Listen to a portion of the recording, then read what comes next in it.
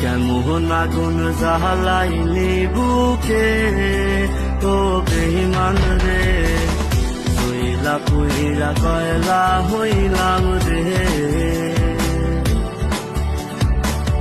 কেমন আগুন জ্বালাইলি বুকে ও বেঈমান রে, হইলা পুইরা কয়লা হইলাম রে।